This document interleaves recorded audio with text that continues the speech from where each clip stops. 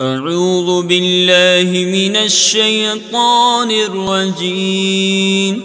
بسم اللہ الرحمن الرحیم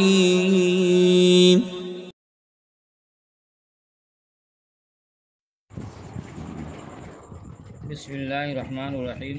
میں محمد خوشنود عالم دارالعلوم غریب نواز پریاگراج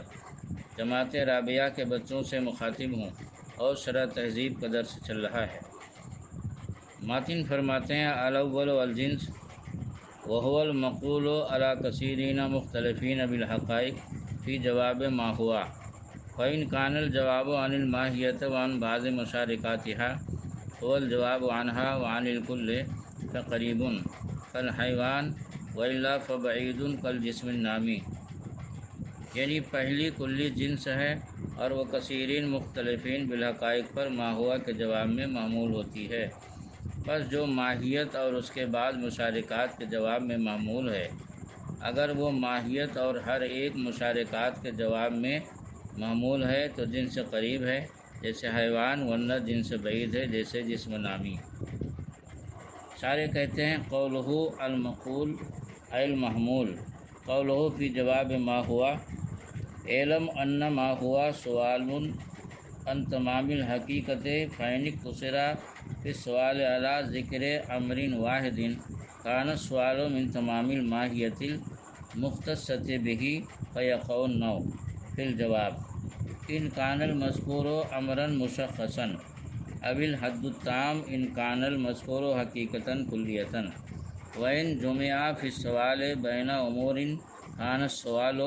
من تمام الماہیۃ المشترکۃ بین تلک الامور، ثم تلک الامور ان کانت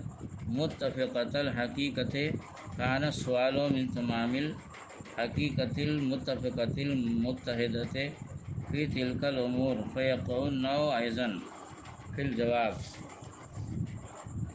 وإن كانت مختلفة الحقیقۃ كان السؤال عن تمام الحقیقۃ المشترکۃ بین تلک الحقائق المختلفۃ، وقد عرفت ان تمام الذات المشترک بین الحقائق المختلفۃ هو الجنس، فیقع الجنس فی الجواب، فالجنس لا بد ان یقع جوابا بین الماہیۃ وعن بعض الحقائق المختلفۃ المشارکۃ ایہا فی ذلک الجنس، یعنی مقول بمعنی محمول ہے۔ معلوم ہونا چاہیے کہ ما ہوا تمام حقیقت کے بارے میں سوال ہے، تو اگر سوال میں امر واحد کے ذکر پر اکتفا کیا گیا ہے تو سوال تمام ماہیت مختصہ سے ہوگا۔ پس اگر مذکور امر شخصی ہے تو جواب میں نوع واقع ہوگی، اور اگر مذکور حقیقت کلیہ ہے تو جواب میں حد تام واقع ہوگی، اور اگر سوال میں چند امور کو جمع کیا گیا ہے تو سوال اس تمام حقیقت سے متعلق ہوگا جو ان امور کے درمیان مشترک ہے۔ پھر یہ امور اگر متفقۃ الحقیقت ہیں تو سوال اس تمام ماہیت سے متعلق ہوگا جو ان امور میں متفق و متحد ہیں،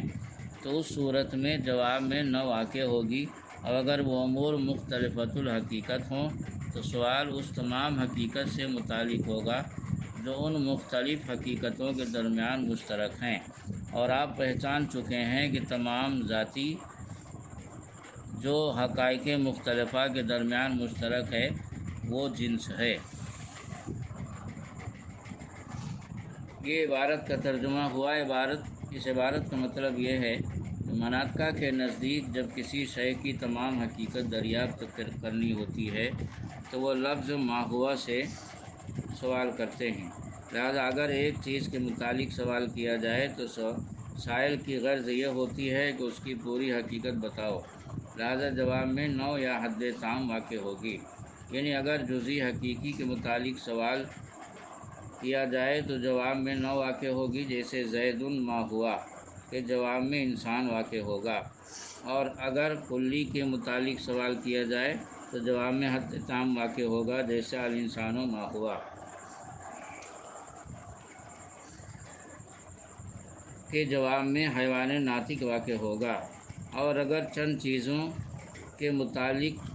بذریعہ ما ہوا سوال کیا جائے اور وہ سب متفقۃ الحقیقت ہوں تو سائل کی غرض یہ ہوتی ہے کہ ان سب کی پوری حقیقت بتاؤ، لہٰذا ان کے جواب میں نہ واقع ہوگی، جیسے زید و بکر ماہما کے جواب میں انسان واقع ہوتا ہے، کیونکہ ہر ایک کی حقیقت متفق ہے۔ اور اگر چند چیزوں کے متعلق بذریعہ ما ہوا سوال کیا جائے اور وہ سب مختلفۃ الحقیقت ہوں تو سائل کی غرض یہ ہوتی ہے کہ ان سب میں جو حقیقت مشترکہ ہے وہ بتاؤ، اور ان سب میں مشترک جنس ہوتی ہے، لہذا جواب میں جنس واقع ہوگی۔ فَإِنْ كَانَ مَعَ ذَلِكَ جَوَابٌ عَنِ الْمَاهِيَّةِ وَعَنْ كُلِّ وَاحِدَةٍ مِنَ الْمَاهِيَّةِ الْمُخْتَلِفَةِ الْمُشَارَكَةِ لَهَا فِي ذَلِكَ الْجِنْسُ فَالْجِنْسُ قَرِيبٌ كَالْحَيْوَانِ حَيْثُ يَقَعُ جَوَابًا لِلسَّوَالِ عَنِ الْإِنسَانِ وَعَنْ كُلِّ مَا يُشَارِكُهُ فِي الْمَاهِيَّةِ الْحَيْوَانِيَّةِ وَإِنْ لَمْ يَقَعْ جَوَابٌ عَنِ الْمَاهِيَّةِ وَعَنْ كُلِّ مَا يُشَارِكُهَا فِي ذَلِكَ الْجِنْسِ فَبَعِيدٌ كَالْجِسْمِ حَيْثُ يَقَعُ جَوَابًا عَنِ السَّوَالِ بِالْإِنسَانِ وَالْحَجَرِ وَلَا يَقَعُ جَوَابًا عَنِ السَّوَالِ بِالْإِنسَانِ وَالشَّجَرِ وَالْفَرَسِ مثلاً۔ یعنی پس اگر اس کے ساتھ ماہیت اور ماہیات مختلفہ میں سے ہر ایک کے جواب میں واقع ہو جو جنس میں اس ماہیت کے شریک ہیں تو جنس قریب ہے، جیسے حیوان، کیونکہ وہ انسان اور ہر اس ماہیت کے سوال کے جواب میں واقع ہوتا ہے جو انسان کی ماہیت حیوانیہ میں شریک ہیں، اور اگر وہ ماہیت اور اس ماہیت کے جواب میں واقع نہ ہو جو جنس میں اس کے شریک ہیں تو جنس بعید ہے، جیسے جسم مطلق، کیونکہ وہ مثلاً انسان و پتھر کے سوال کے جواب میں واقع ہوتا ہے اور انسان و درخت و گھوڑا وغیرہ کے سوال کے جواب میں واقع نہیں ہوگا۔ یہ عبارت کا ترجمہ ہوا۔ اس کا مطلب یہ ہے کہ اگر ماہیت اور اس کے کل مشارکات کو ملا کر ماہما کے ذریعہ سوال کیا جائے تو سوال کرنے پر جو جنس ہمیشہ جواب میں آئے وہ جنس قریب ہے، جیسے انسان کو فرس یا غنم کے ساتھ ملا کر ماہما کے ذریعے سوال کرنے پر جواب میں حیوان آتا ہے، لہذا حیوان انسان کے لیے جنس قریب ہے۔ اب اگر ماہیت اور اس کے کل مشارکات کو ملا کر ماہما کے ذریعے سوال کرنے پر جو جنس ہمیشہ جواب میں نہ آئے وہ جنس بعید ہے، جیسے انسان کو شجر کے ساتھ ملا کر ماہما کے ذریعے سوال کرنے پر جواب میں جسم نامی آتا ہے، لیکن جب انسان کو فرس یا غنم کے ساتھ ملا کر ماہما کے ذریعے سوال کیا جائے تو جواب میں جسم نامی نہیں بلکہ حیوان آتا ہے، لہذا انسان کے لیے جسم نامی جنس بعید ہے کیونکہ وہ ہر ایک مشارکات کے جواب میں نہیں آتا۔ الثانی النوع وهو المقول على كثيرين متفقين بالحقائق فی جواب ما ہوا، یعنی کلیات میں سے کلی کی دوسری قسم نوع ہے، اور یہ وہ کلی ہے جو کثیرین متفقین بالحقائق پر ما ہوا کے جواب میں بولی جائے۔ شارح کہتے ہیں قولہ الماہیۃ المقول الی آخرہ، ای الماہیۃ المقول فی جواب ما ہوا فلا یکون الا کلیا لا جزیا ولا عرضیا، فالشخص کزید والصنف کالروم مثلا خارجان عنہا، فالنوع الاضافی دائما اما ان یکون نوعا حقیقیا مندرجا تحت جنس کالانسان تحت الحیوان، و اما جنسا مندرجا تحت جنس آخر کالحیوان تحت الجسم النامی، ففی الاول یتصادق النوع الحقیقی والاضافی وفی الثانی یوجد الاضافی بدون الحقیقی، ویجوز ایضا تحقق الحقیقی بدون الاضافی فیما اذا کان النوع بسیطا لا جزءان له حتی یکون جنسا وقد مثل بالنقطة وفیہ مناقشہ، وبالجملة فالنسبة بینہما العموم من وجہ۔ یعنی وہ ماہیت جو ماہوا کے جواب میں محمول ہو، اپنی تحت کے صرف کلی ذاتی ہوتی ہے، جزئی اور عرضی نہیں۔ لہذا شخص جیسے زید اور صنف جیسے رومی مثلا دونوں اس ماہیت سے خارج ہیں۔ پس نوع اضافی آیا ہمیشہ نوع حقیقی ہوگی جو جنس کی تحت داخل ہے، جیسے انسان حیوان کے تحت داخل ہے، اور یا ہمیشہ جنس ہوگی جو جنس آخر یعنی دوسری جنس کے تحت داخل ہے، جیسے حیوان جسم نامی کے تحت داخل ہے۔ لہذا پہلی صورت میں نوع حقیقی و نوع اضافی دونوں صادق آئیں گی، اور دوسری صورت میں نوع اضافی بغیر نوع حقیقی کے پائی جائے گی، اور نیز جائز ہے نوع حقیقی بغیر نوع اضافی کے اس کلی میں پائی جائے جبکہ نوع بسیط اور اس کا کوئی جز نہ ہوتا ہو، کی جنس ہو، اور مصنف نے اس کی مثال نقطہ بیان فرمائی ہے، حالانکہ اس پر اعتراض ہے۔ حاصل کلام یہ ہے کہ نوع حقیقی و نوع اضافی کے درمیان عموم خصوص من وجہین کی نسبت ہے۔ یہ عبارت کا ترجمہ ہوا۔ اس عبارت کا مطلب یہ ہے کہ نوع حقیقی اور نوع اضافی کے درمیان عموم خصوص مطلق کی نسبت ہے، اور دوسری چیز یہ کہ نوع حقیقی جو تعریف کیا کثیرین متفقین بالحقائق پر بولی جائے تو یہ چیز جزئی اور صنف پر داخل وہ صادق نہیں آئے گی۔ کیوں؟ زید پر صادق، مثلا زید پر تو اس لیے صادق نہیں آئے گی کہ زید کلی نہیں ہے بلکہ جزئی ہے، اور جزئی کلی کا مقابل ہے۔ اور صنف پر اس لیے رومی اور عراقی، ایرانی وغیرہ جو یہ اسم منصوب ہوتا ہے اس کو صنف بولتے ہیں، اور نوع حقیقی اس پر اس لیے صادق نہیں آتی کہ یہ رومی، عراقی وغیرہ لفظ یہ صنف کہا جاتا ہے، اور نوع وہ ہوتی ہے جو ماہوا کے جواب میں اس کے بولی جائے، اور صنف ماہوا کے جواب میں نہیں بولی جاتی ہے۔ خلاصہ یہ کہ نوع کلی ذاتی ہے، اور ذاتی کہتے ہیں جو حقیقت میں داخل ہو، رومی اور عراقی وغیرہ ہونا یہ حقیقت میں داخل نہیں بلکہ ایک عارضی چیز ہے، اور جو چیز عارض ہوتی ہے کسی چیز کو وہ حقیقت سے خارج ہوتی ہے۔ لہذا رومی، عراقی وغیرہ لفظ یہ حقیقت سے خارج ہے، نوع میں داخل نہیں، اس لیے اس پر نوع صادق نہیں آتی۔ ماتن فرماتے ہیں ثم الاجناس قد تترتب متصاعدة الى العالی کالجوہر ویسمى جنس الاجناس والانواع متنازلة الى السافل ویسمى نوع الانواع وما بینہما متوسطات۔ یعنی پھر اجناس عالی جیسے جوہر کی طرف متصاعد ہو کر مرتب ہوتی ہیں، یعنی اوپر چڑھ کے، جنس اوپر چڑھ کے مرتب ہوتی ہے، اور عالی کا نام جنس الاجناس رکھا جاتا ہے، یعنی جو جنس سب سے اوپر ہوتی ہے اس کو جنس عالی اور جنس الاجناس کہا جاتا ہے،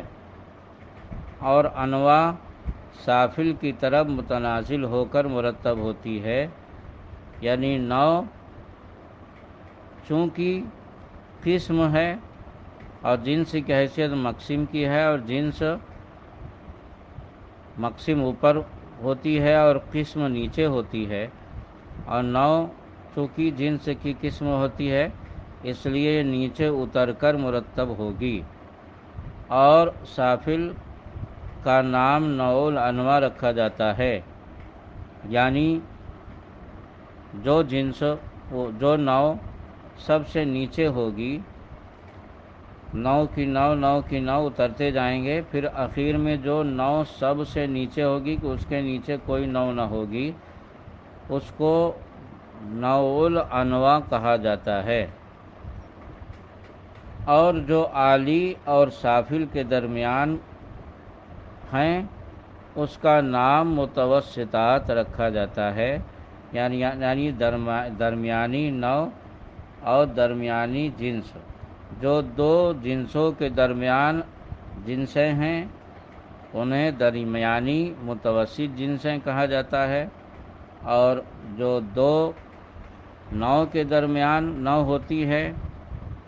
اسے نوع متوسط کہا جاتا ہے۔ اور اگر جنس عالی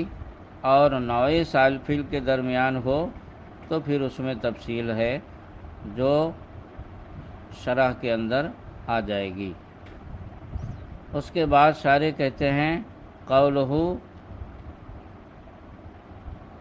تترتب متصاعدۃً بأن يكون الترقی من الخاص إلى العام، وذلك لأن جنس الجنس يكون عاما من الجنس، وهكذا إلى جنس لا جنس له فوقه، وهذا هو العالی وجنس الأجناس كالجوہر۔ قوله متنازلة بأن يكون التنزل من عام إلى خاص، وذلك لأن نوع النوع يكون أخص من النوع، وهكذا إلى أن ينتهي إلى نوع لا نوع له تحته وهو السافل، والنوع الانواع كالانسان۔ یعنی جنس اوپر چڑھنے کے اعتبار سے مرتب ہوتی ہے، اور اوپر چڑھنے کا مطلب یہ ہے کہ خاص سے عام کی طرف ترقی کرے، بأن يكون الترقی من الخاص إلى العام، خاص سے عام کی طرف ترقی کرتی جائے۔ مثلا حیوان خاص جنس ہے اور اس کے اوپر جو اس سے بھی عام جنس ہے وہ جسم نامی ہے، اور اس کے اوپر جو اس سے بھی زیادہ عام جنس ہے وہ جسم مطلق ہے، اور اس سے بھی اوپر جو اس سے بھی عام ہے وہ جوہر ہے۔ تو جنس میں چونکہ جنس میں ترقی جو ہوتی ہے تو جنس مقسم ہوتی ہے، اور ظاہر سی بات ہے کہ مقسم تک پہنچنے کے لیے اوپر چڑھنا پڑے گا، اور اوپر جب چڑھتے جائیں گے تو جنس کے اوپر جنس ہوگی، پھر جنس کے اوپر جنس ہوگی، پھر جنس کے اوپر جنس ہوگی۔ تو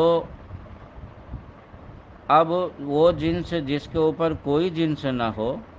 وہ جنس الاجناس کہلائے گی، جیسے جوہر کے اوپر کوئی جنس نہیں۔ وذالک لأن جنس الجنس یکون عام من الجنس، اس لیے کہ جو جنس کی جنس ہوگی وہ جنس سے عام ہوگی، کیونکہ جنس مقسم ہوگی، اور اس کے نیچے جو جنس ہوگی اس کی قسم ہوگی۔ وہکذا الی جنس لا جنس له، اسی طرح اوپر چڑھتے جائیں گے جس کے اوپر کوئی جنس نہ ہو، وہذا هو العالی، اور وہی جنس عالی ہے، اور جنس الاجناس جیسے جوہر۔ قولہ متنازلۃ، اور نوع میں نیچے اترنے کی طرف ترقی ہوگی، نیچے اترنے کی طرف ترتیب ہوگی، اور نیچے اترنے کا مطلب ہے بأن يكون التنزل من عام إلى خاص، یعنی عام سے خاص کی طرف جانا، عام سے خاص کی طرف اترنا۔ وذالک لأن نوع النوع یکون أخص من النوع، وہ اس لیے کہ جو قسم کی قسم ہوگی وہ ظاہر سی بات ہے وہ اوپر والی قسم سے نیچے ہوگی تو وہ خاص ہوگی۔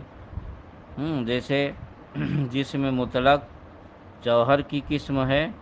تو ظاہر سی بات ہے وہ نیچے ہوگی. پھر جسم نامی جسم مطلق کی قسم ہے تو اس سے نیچے ہے. پھر حیوان جسم نامی کی قسم ہے تو اس سے نیچے ہے. پھر انسان حیوان کی قسم ہے تو اس سے نیچے ہے. معلوم ہوا کہ نو نیچے ہوتی ہے اور اوپر والی نو یعنی مقسم سے خاص ہوتی ہے، اس لیے نو میں تنزل ہے، اور جنس عام ہوتی ہے اس لیے اوپر اس میں چڑھا جائے گا، اس میں ترقی ہے. وَهَكَذَا إِلَىٰ أَن يَنْتَهِيَ إِلَىٰ نَوْعٍ، اسی طرح اترتے جائیں گے اس نو تک کہ لا نوع لہ تحتہ، جس کے نیچے کوئی نو نہ ہو. وَهُوَ السَّافِلُ وَالنَّوْعُ الْأَنْوَاءُ كَالْإِنسَان، اور وہی اسی کو نوع سافل اور نوع الانواع کہیں گے جیسے انسان. نوع سافل سے مراد یہاں سافل حقیقی. مصنف فرماتے ہیں الثالث الفصل وهو المقول على الشيء في جواب أي شيء هو في ذاته فإن ميزه عن المشاركات في الجنس القریب فقریب وإلا فبعید. یعنی تیسری کلی فصل ہے اور وہ أي شيء هو في ذاته کے جواب میں شے پر محمول ہوتی ہے.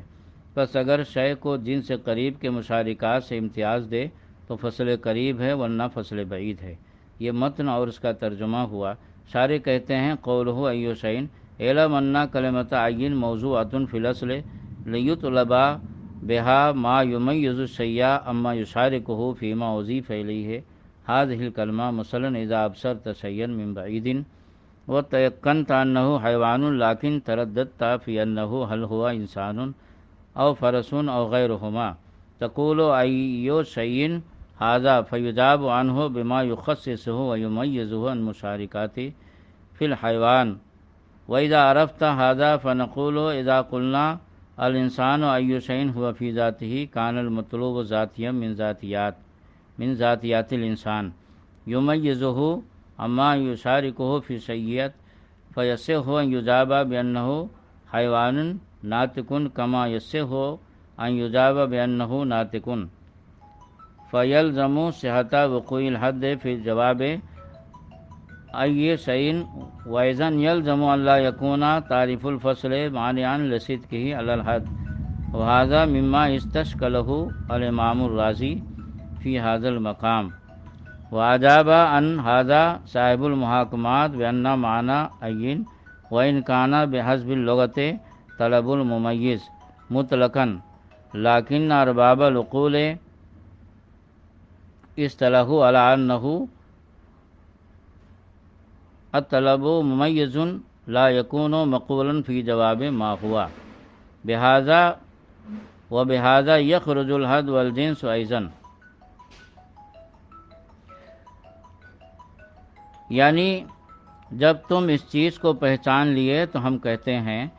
کہ جب الانسان ای شیء ہوا فی ذاتہ ہم کہیں گے تو مطلوب کان المطلوب ذاتیاً من ذاتیات الانسان، تو مطلوب انسان کے ذاتیات میں سے وہ ذاتی ہوگی ممیزہ اما یشارکہ فی شیئت،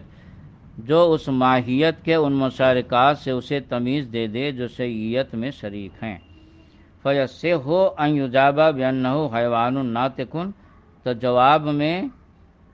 جس طرح حیوان ناطق بولنا صحیح ہے کما یصح ان یجاب بانہ ناطق، جیسے ناطق بولنا صحیح ہے اسی طرح جواب میں حیوان ناطق بولنا بھی صحیح ہے. بانہ فیلزم صحت وقوع الحد فی جواب ای شیء، تو اس سے یہ لازم آئے گا یعنی اعتراض ہوگا کہ حد ای شیء کے جواب میں حد کا واقع ہونا صحیح ہو. نیز یہ اعتراض بھی لازم آئے گا کہ فصل کی تعریف دخول غیر مانع لصدقہ علی الحد، حد پر صادق آنے سے مانع نہ ہو، حالانکہ تعریف کا جامع مانع ہونا ضروری ہے. وہذا مما استشکلہ الامام الرازی فی ھذا المقام، تو یہ وہ اعتراض ہے جس کو امام قطب الدین رازی رحمۃ اللہ علیہ نے اس مقام پر پیش فرمایا۔ وَأَجَابَ عَنْ هَذَا صاحب المحاکمات، اس کا جواب صاحب المحاکمات نے یہ دیا ہے کہ ایون کا معنی اگرچہ لغت میں وَإِنْ كَانَ بِحَسْبِ اللغت طلب الممیز مطلقاً، اگرچہ لغت میں مطلقاً ممیز کو طلب کرنے کے لیے ہے، یعنی اس موقع پر اس کو اگرچہ بولنے کے لیے وضع کیا گیا ہے لفظ کہ یہ تمیز دے مشارکات سے، لیکن ارباب العقول اصطلحوا، لیکن ارباب عقول یعنی اہل منطق نے اس بات پر اصطلاح قائم کر لی ہے، یعنی ان کے ہاں یہ اصطلاح ہے کہ انہوں نے اصطلاح قائم کر لیا اس بات پر کہ انہو لطلب ممیز، ایسے ممیز کو طلب کرنے کے لیے انہوں نے اصطلاح قائم کر لی ہے کہ لا یکون مقولا فی جواب ما ہوا، جو ما ہوا کے جواب میں واقع نہ ہو۔ اور ظاہر سی بات ہے کہ اس سے وبہذا یخرج الحد، اس سے حد اور جنس دونوں نکل جائیں گے اس اصطلاح سے۔ لہذا اگرچہ لغتاً تعریف جامع معنی نہیں ہے مگر اصطلاحاً تعریف جامع معنی ہے، اور تعریف میں اصطلاحی کا اعتبار ہوتا ہے کیونکہ یہ منطق ایک فن ہے اور اس میں اہل منطق کی ہی اصطلاح معتبر ہوگی۔ لہذا ان کی اصطلاح میں جب یہ قاعدہ ہے کہ ایو شیئن یعنی ایون، یہ اس ممیز کو طلب کرنے کے لیے اصطلاح قائم ہو گئی ہے جو ما ہوا کے جواب میں واقع نہ ہو، تو اس سے حد اور جنس دونوں خارج ہو جائیں گے اور اعتراض مندفع ہو جائے گا۔ اور منطق کا محقق طوسی یہاں پر دوسرا جواب دیا ہے جس کی تفصیل انشاءاللہ کل آئے گی۔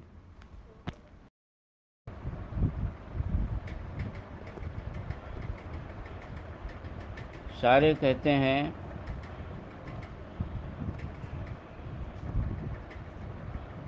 کہ وَلِلْمُحَقِّقِ الطُّوسِی ہا ہونا مسلک آخر ادق و اتقن، اور محقق طوسی کا یہاں پر ایک دوسرا مسلک ہے، یعنی وہ دوسرے طور پر جواب دیا ہے جو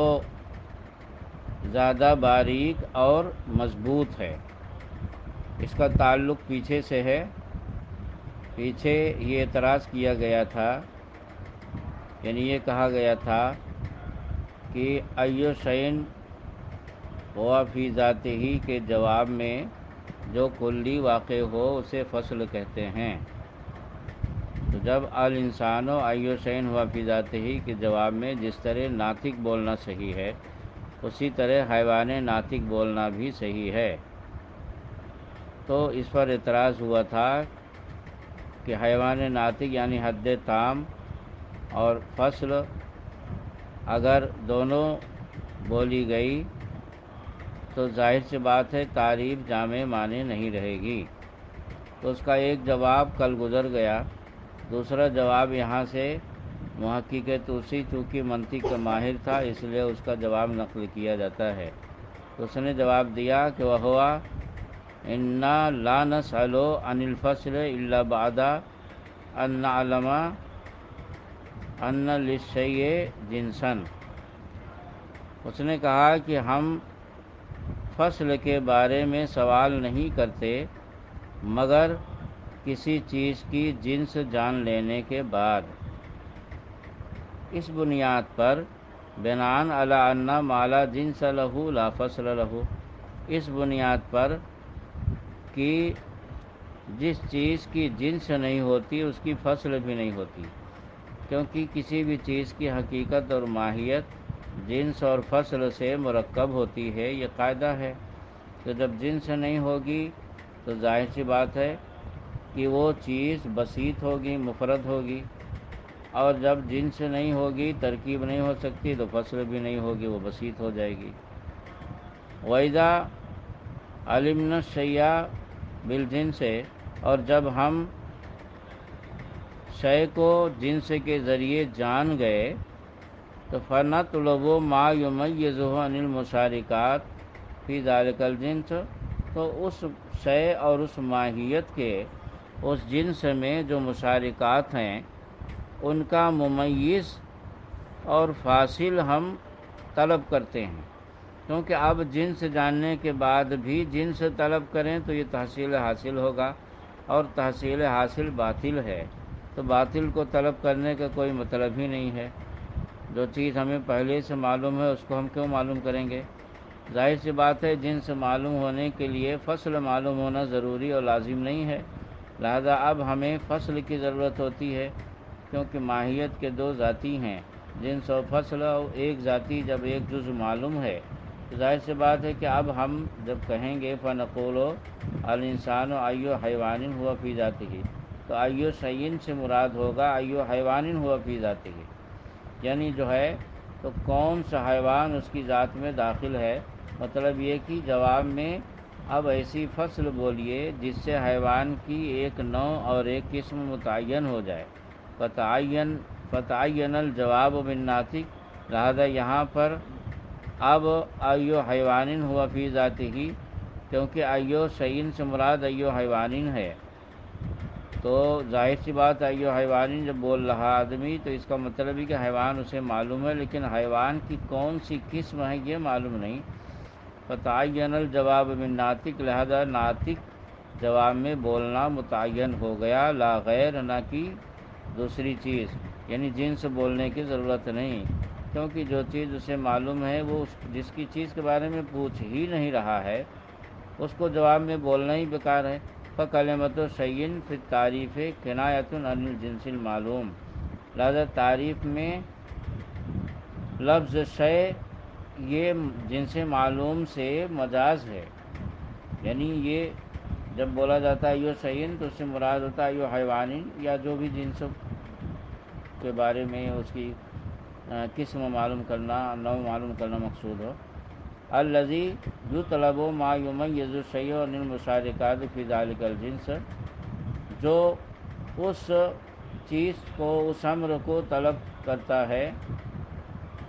الذی یطلب ما یمیز الشیء، جو اس چیز کو طلب کرتا ہے جو اس جنس میں شے کے مشارکات ہیں تاکہ ان کو تمیز دے دے۔ وَحِینَئِذٍ يَنْدَفِعُ لِإِشْکَالٍ بِحَذَافِیرِہ، تو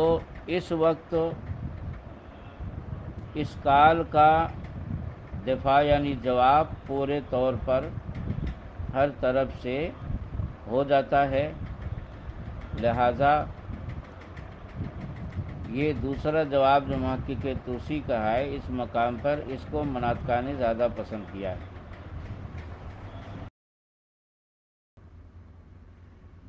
مصنف فرماتے ہیں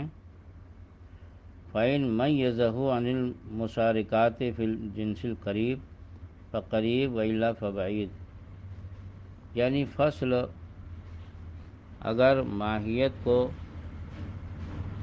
اس کے مشارکات سے جنس قریب میں تمیز دے، ممتاز کرے، تو وہ جنس قریب ہے،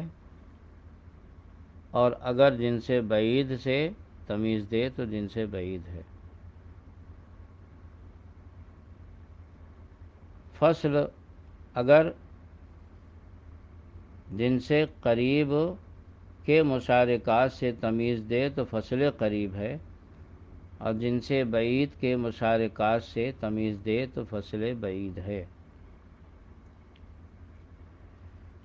شارح کہتے ہیں قولہ فقریب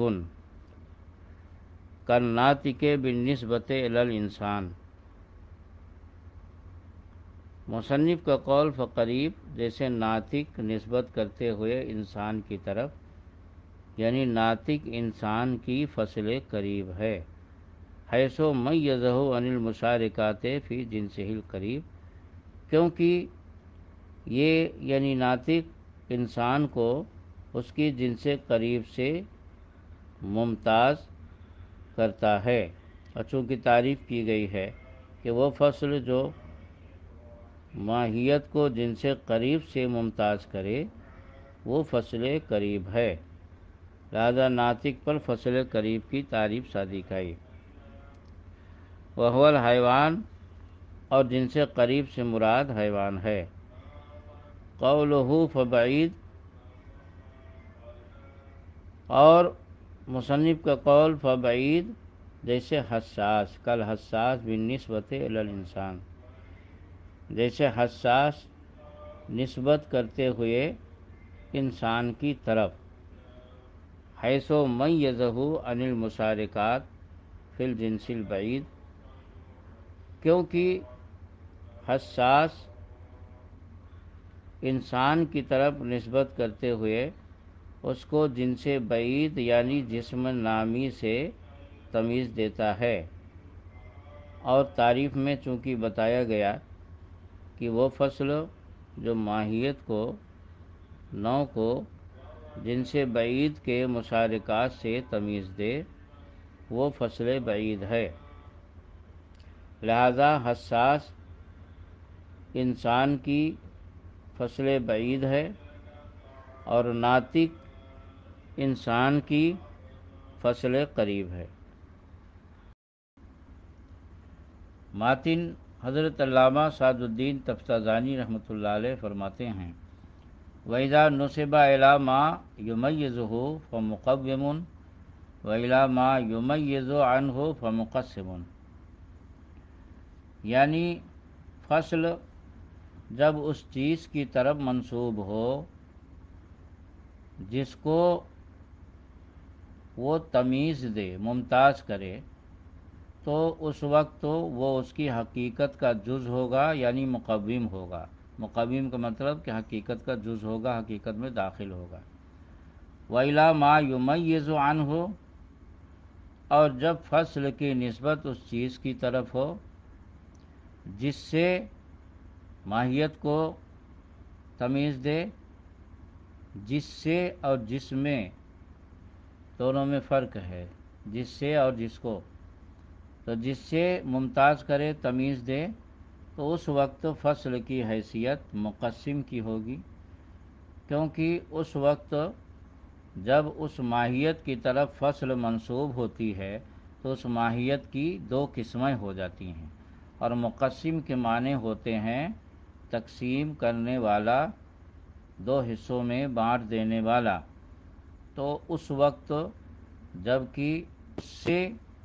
ممتاز کرے تو ظاہر سی بات ہے وہ جس سے ممتاز کرے گا تو اس کی دو قسمیں ہو جائیں گی۔ یہ ہے متن کا ماحصل۔ اب متن کی شرح، سارے کہتے ہیں قولہ وَإِذَا نُسِبَ إِلَى آخِرِهِ، یعنی الفصل لہ نسبۃ الی الماہیۃ التی ہوا مخصص و ممیز لہا، فصل کی ایک نسبت تو اس ماہیت کی طرف ہوتی ہے جو اس کا مخصص اور ممیز ہو، یعنی اس کو مخصوص کرنے والا اور اس کو ممتاز کرنے والا ہو، وَنِسْبَةٌ إِلَى الْجِنْسِ الَّذِي يُمَيِّزُ الْمَاہِیَةَ عَنْهُ مِنْ بَيْنِ أَفْرَادِهِ، اور اس کی ایک نسبت تو اس جنس کی طرف ہوتی ہے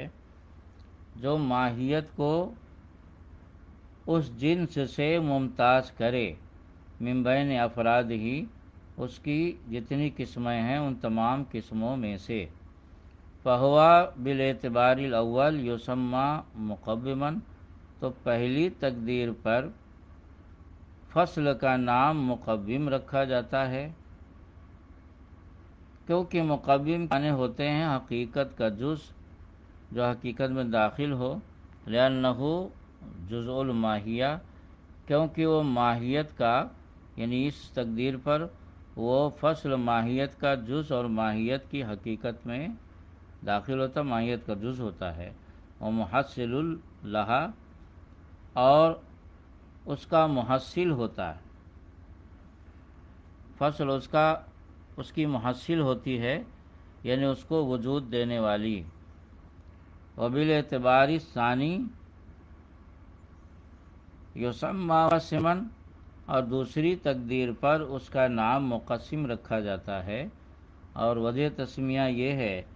کہ لأنہ بانضمامہ الی ھذا الجنس وجودا، کیونکہ فصل کی اس جنس مثلا حیوان کی طرف انضمام وجودی کے سبب یحصل قسما، ایک قسم حاصل ہوتی ہے، وعدما، اور انضمام عدمی کی وجہ سے دوسری قسم حاصل ہوتی ہے، یحصل قسما آخر، دوسری قسم حاصل ہوتی ہے. کما ترى،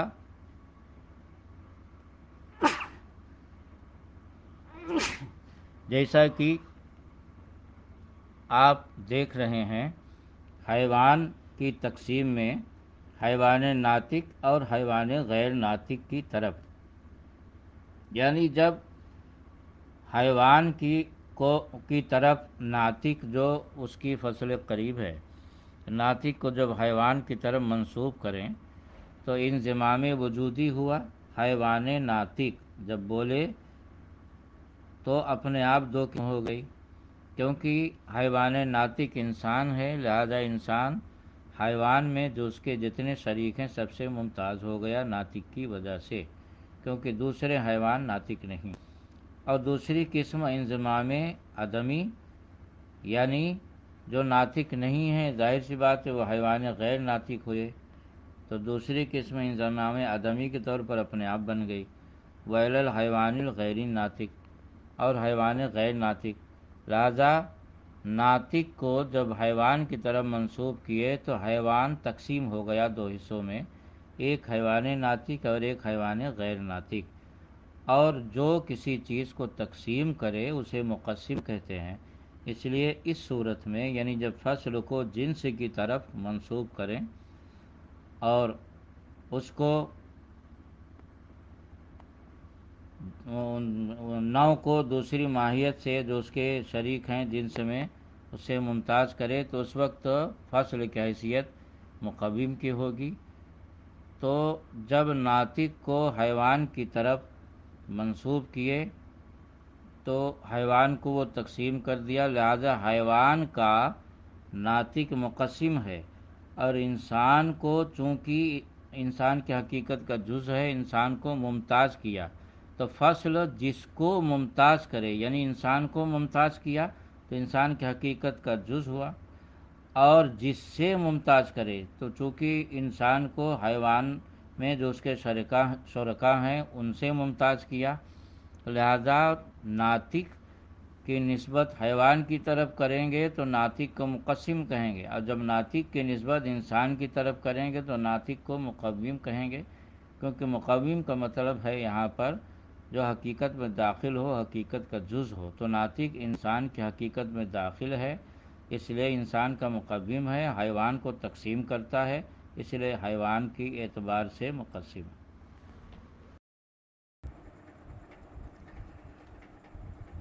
شارح کہتے ہیں قولہ والمقوم للعالی اللام للاستغراق اے کل فصل مقوم للعالی فہو فصل مقوم للسافل. یعنی مصنف کا قول والمقوم للعالی میں الف لام استغراق کا ہے، اور مراد یہ ہے کہ ہر وہ فصل جو عالی کا مقوم ہوگا یعنی عالی کی حقیقت میں داخل ہوگی، فہو فصل مقوم للسافل، تو وہ سافل کی حقیقت میں بھی داخل ہوگی. جیسے حساس حیوان کی حقیقت میں داخل ہے، حیوان کے واسطے سے انسان کی حقیقت میں بھی داخل ہوگا. لأن مقوم العالی جزء للعالی، کیونکہ جو عالی کا مقوم ہوگا یعنی اس کی حقیقت کا میں داخل ہوگا وہ عالی کی حقیقت کا جز ہوگا، اور عالی سافل کی حقیقت کا جز ہے، جیسا کہ ابھی مثال دیا میں نے. وہ جزء الجزء جزون، اور جز کا جز ہوتا ہے. مطلب یہ ہے کہ حساس حیوان کا جز ہے اور حیوان انسان کی حقیقت کا جز ہے، تو حساس حیوان کے واسطے سے انسان کی حقیقت کا بھی جز ہوگا۔ فمقوم العالی جزء للسافل، تو عالی کا مقوم یعنی عالی کی حقیقت کا جز جو بنے گا وہ سافل کی حقیقت کا بھی جز بنے گا عالی کے واسطے سے۔ ثم انہ یمیز السافل عن کل ما یمیز العالی عنہ، پھر جو سافل کا یعنی وہ فصل جو سافل کو تمیز دے گی، وہ جن مشارکات سے سافل کو وہ فصل جو جن مشارکات سے سافل کو تمیز دے گی، وہ ان مشارکات سے عالی کو بھی تمیز دے گی۔ جیسے ناطق حیوان میں جب بولے حیوان ناطق اور حیوان غیر ناطق، تو انسان کے علاوہ جتنے جاندار ہیں وہ الگ ہو جائیں گے اور انسان ان سے ممتاز ہو جائے گا۔ اسی طرح جب بولیں جسم نامی ناطق اور جسم نامی غیر ناطق، تو اس میں بھی انسان حیوان کے تمام مشارکات سے ممتاز ہو جائے گا، بلکہ جسم نامی میں جو انسان کے علاوہ ہیں ان سے بھی ممتاز ہو جائے گا۔ فَيَكُونُ جُزْءًا مُمَيِّزًا، تو یہ سافل جو ہے یعنی ناطق جزء ممیز ہوگا اس کا، وَهُوَ الْمَعْنَى بِالْمُقَوِّمِ، اور یہی معنی ہے مقوم کا،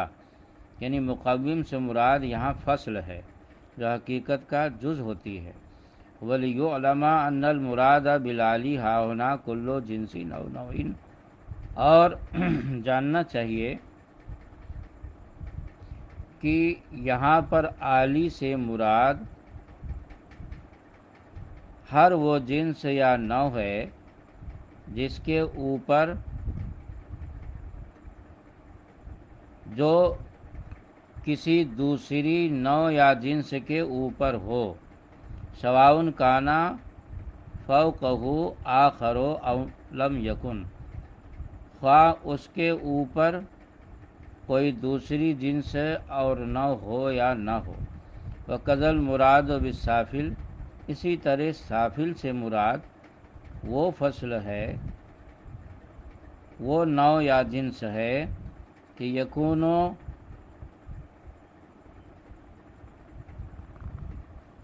تحتن تحتہ یکونو تحتن، سافل سے مراد وہ ہے جو تحت آخر دوسرے کے نیچے ہو، سواء کانا تحتہ آخر اولا،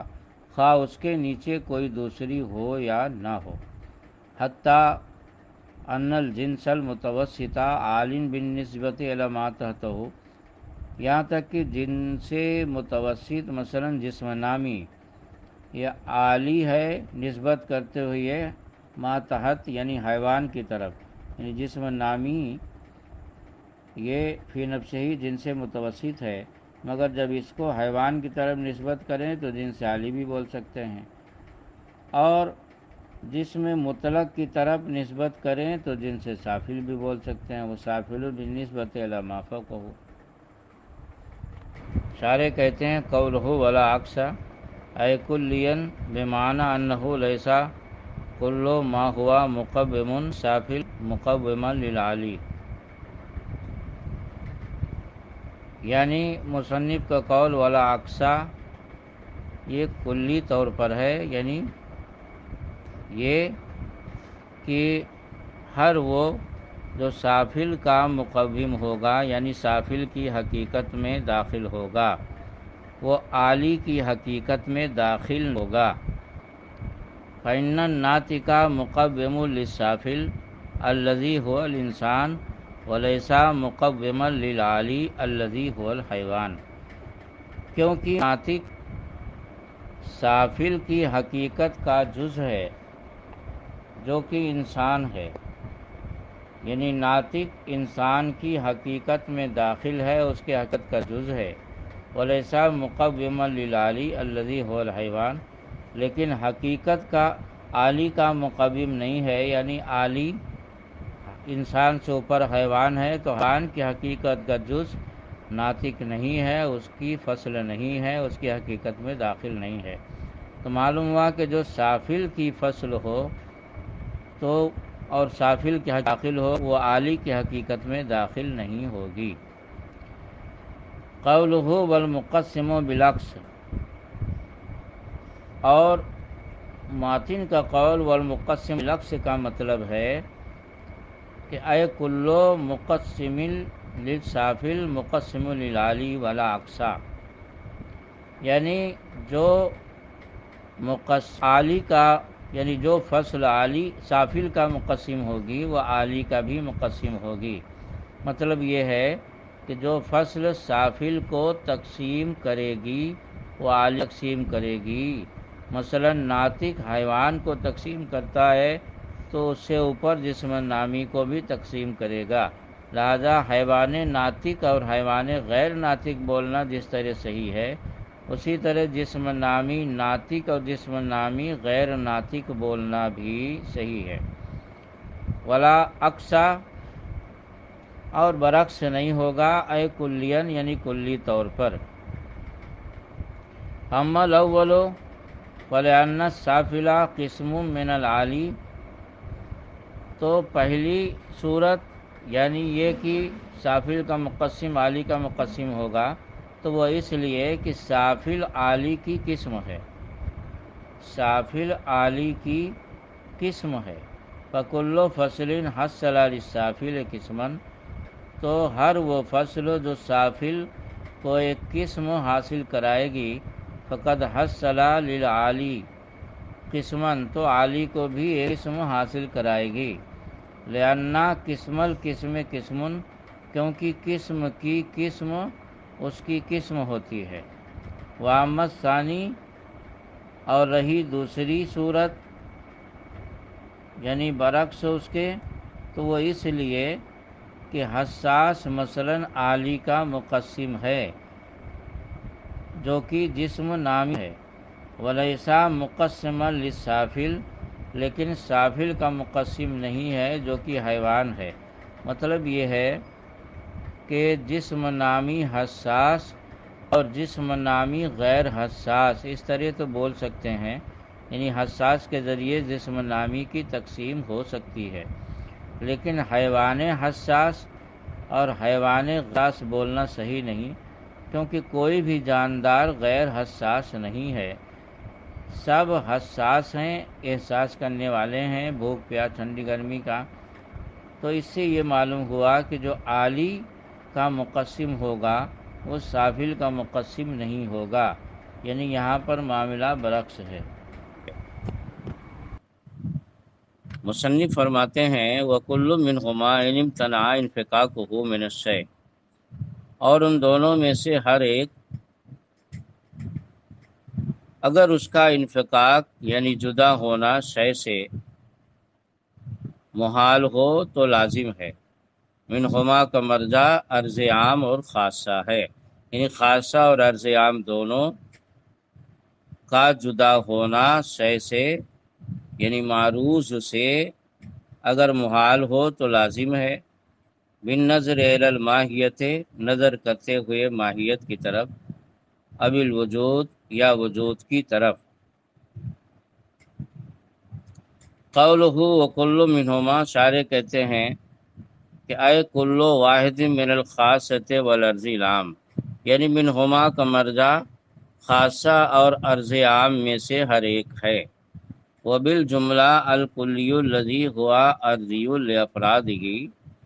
خلاصہ یہ کہ وہ کلی جو اپنے افراد کے لیے اپنے افراد کو عارض ہو، اما لازم او مفارق، وہ یا تو لازم ہوگی یا مفارق ہوگی۔ اذ لا یخلو اما ان یستحیل انفکاکہ عن معروضہ او لا، کیونکہ یہ دو حال سے خالی نہیں، یا تو اس کا انفکاک یعنی جدا ہونا اپنے معروض سے محال ہوگا یا محال نہ ہوگا۔ فالاول هو الاول والثانی هو الثانی، تو اول اول ہے، ثانی ثانی ہے۔ اول اول ہے کا مطلب یہ ہے کہ اول لازم ہے، ثانی مفارق ہے، یعنی لازم نہیں ہے۔ ثم اللازم ینقسم بتقسیمین، پھر لازم دو تقسیموں کے ساتھ منقسم ہوتا ہے، یعنی لازم کی دو بار تقسیم کی جاتی ہے۔ احدہما ان لازم الشیء اما لازم اللہ بالنظر الی نفس الماہیت ما قطع النظر عن خصوص وجودها فی الخارج او فی الذہن۔ ان میں سے پہلی تقسیم تو اس طرح ہے کہ شے کو جو لازم ہوتا ہے تو یا تو اس کے لیے لازم ہوگا نفس ماہیت کی طرف نظر کرتے ہوئے، وجود خارجی اور وجود ذہنی کی خصوصیت سے قطع نظر کرتے ہوئے، یعنی اس میں وجود خارجی اور وجود ذہنی کا لحاظ نہ ہوگا، صرف نفس ماہیت اور نفس مفہوم کا لحاظ ہوگا۔ وذالک بأن یکون ھذا الشیء بحیث کلما تحقق فی الذہن او فی الخارج کان ھذا اللازم ثابتا لہ، اور وہ اس طرح کہ یہ شے جب جب ذہن یا خارج میں خواہ کہیں بھی ہو پائی جائے گی تو یہ لازم اس کے لیے ثابت ہوگا۔ وَإِمَّا لَازِمُ اللَّهِ بِالنَّظْرِ إِلَىٰ وُجُودِهِ الْخَارِجِ أَوِ الذِّهْنِ، اور یا تو پھر اس میں نظر کرتے ہوئے وجود خارجی یا وجود ذہنی کے اعتبار سے ہوگا۔ فَهَذَا الْقِسْمُ بِالْحَقِيقَةِ قِسْمَانِ، تو یہ قسم حقیقت میں دو قسمیں ہیں۔ تو حاصلان، اس میں حقیقت میں دو قسمیں اس سے حاصل ہوئیں۔ فاقسام اللازم بحاظت تقسیم ثلاثۃ، اور لازم کی اس تقسیم میں تین قسمیں ہوئیں۔ ایک تو لازم الماہیت کزوجیت الاربعۃ، جیسے چار کا جوڑا ہونا، ولازم الوجود الخارجی، دوم لازم وجود خارجی کا احراق النار، جیسے آگ کا جلانا، کہ آگ خارج میں جلاتی ہے، اس کی صورت اور اس کا تصور جو ذہن میں جاتا ہے، اس تصور کے اندر جلانے کی صلاحیت نہیں ہوتی، لہذا احراق یعنی جلانا یہ وجود خارجی کے ساتھ لازم ہے۔ ولازم الوجود ذہنی، اور تیسری سوم لازم وجود ذہنی کا کون حقیقت الانسان کلیتاً، جیسے انسان کی حقیقت کا کلی ہونا، کیونکہ انسان کی حقیقت یعنی حیوان ناطق جو اس کا مفہوم ہے وہ خارج میں کلی نہیں ہوتا بلکہ ذہن میں، کیونکہ حیوان ناطق ایک مفہوم ہے اور مفہوم کا ظرف مکان خارج نہیں ذہن ہوتا ہے، لہذا یہ ذہن میں ہوگا، یعنی ذہن میں تصور کیا جائے گا تو کلی ہوگا، تصور نہیں کیا جائے گا تو یہ خارج میں کلی نہیں ہوگا۔ فہذا القسم یسمى مقولا ثانیا ایضا، اور اس قسم کو یعنی تیسری والی قسم کو جو لازم وجود ذہنی جس کو کہتے ہیں، اس کو معقول ثانی بھی بولتے ہیں، یعنی لازم وجود ذہنی وہ چیزیں جو ذہن میں اپنے ملزوم کو لازم ہوتی ہیں، اس کو معقول ثانیہ بھی بولتے ہیں۔